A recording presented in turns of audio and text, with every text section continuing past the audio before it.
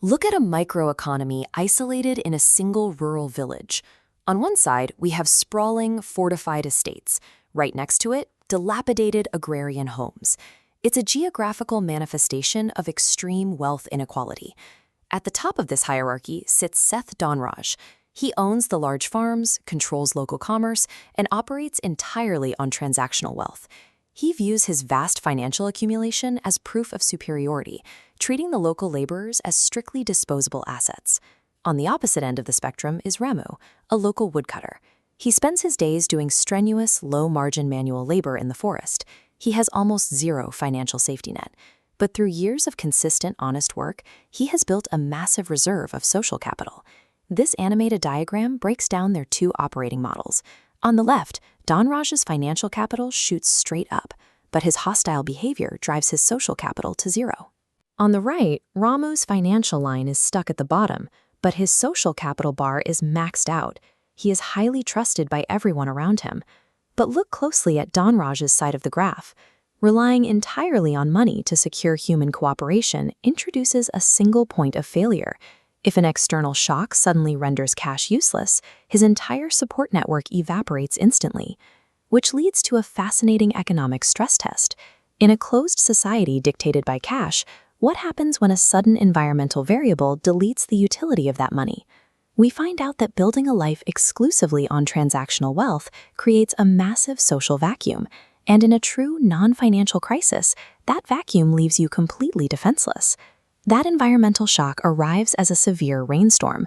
Within minutes, fragile dirt infrastructure washes out, transforming dry transit routes into impassable mud. Caught right in the middle of this hazard is Donraj's expensive luxury vehicle. The deep mud traps the tires, instantly stripping the wealthiest man in the village of his mobility and leverage. Donraj's immediate reaction is to fall back on his standard operating procedure. He rolls down the window and tries to buy his way out, offering cash to the locals rushing past to escape the storm. This network node diagram illustrates the failure of his transactional model. Donraj is the central node, flashing a distress signal, but notice how the connections to the surrounding villager nodes sever. Because his social trust is at zero, the bystanders actively ignore his pleas. Sitting alone in a sinking car, the pressure sets in. Donraj is forced to confront a physical problem that his bank account is powerless to solve. Nature steps in as an economic equalizer. It strips money of its immediate functional value, leaving a purely transactional operator isolated and vulnerable. Into this crisis zone walks Ramu. He's returning from the forest, carrying a massive, heavy load of firewood on his back. That wood represents his entire day's wage.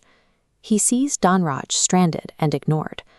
Ramu assesses the situation and makes a choice that makes zero sense from a purely financial perspective.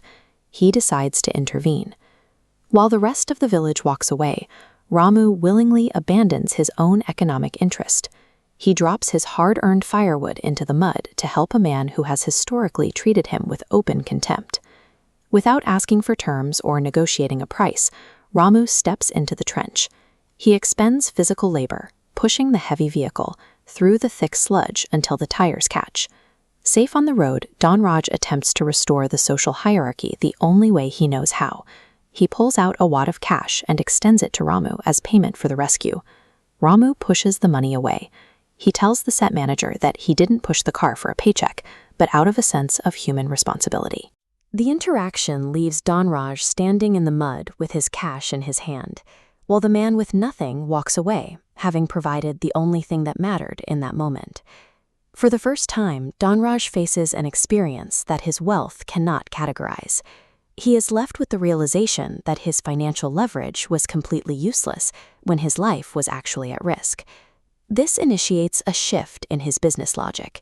He begins to move away from viewing the villagers as disposable subordinates, recognizing the tangible value of the integrity he witnessed in the storm. Donraj hires Ramu to manage his timber warehouses. Donraj's financial resources and Ramu's social capital lock together, creating an upward compounding growth curve. This partnership provides a stable income, allowing Ramu to enroll his children in school, moving his family to long-term stability. And the impact scales. Donraj begins deploying his capital to build new local infrastructure. He creates jobs, operates with respect, and begins to repair the community divide he previously ignored. Financial capital can buy temporary comfort, but as this village learned, it is the accumulation of social capital and character that dictates a person's ultimate value.